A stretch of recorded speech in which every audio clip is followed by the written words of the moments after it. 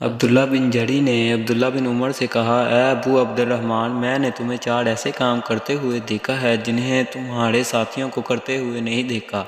وہ کہنے لگے، اے ابن جری، وہ کیا ہے؟ ابن جری نے کہا کہ میں نے طواف کے وقت آپ کو دیکھا کہ 2 یمانی رکنوں کے سوا کسی اور رکن کو آپ نہیں چھوتے ہو۔ دوسرا، میں نے آپ کو بستی جوتے پہنے ہوئے دیکھا، اور تیسرے میں نے دیکھا کہ آپ زرد رنگ استعمال کرتے ہو، اور چوتھی بات میں نے یہ دیکھی کہ جب آپ مکہ میں تھے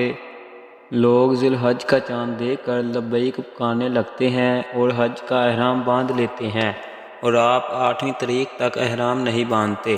حضرت عبداللہ بن عمر رضی اللہ عنہ نے جواب دیا کہ دوسرے رکان کو تو میں یوں نہیں چھوتا کہ میں نے رسول اللہ صلی اللہ علیہ وآلہ وسلم کو یمانی رکنوں کے علاوہ کسی اور رکن کو چھوتے ہوئے نہیں دیکھا، اور رہے بستی جوتے تو میں نے رسول اللہ صلی اللہ علیہ وآلہ وسلم کو ایسے جوتے پہنے ہوئے دیکھا جن کے چمڑے پر بال نہیں تھے، اور آپ انہیں کو پہنے وضو فرمایا کرتے تھے، تو میں بھی انہی کو پہننا پسند کرتا ہوں۔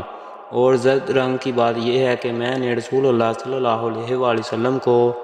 زرد رنگ رنگتے ہوئے دیکھا ہے، تو میں بھی اسی رنگ سے رنگنا پسند کرتا ہوں۔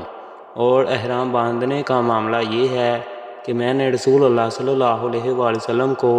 اس وقت تک احرام باندھتے ہوئے نہیں دیکھا جب تک آپ کی اونٹنی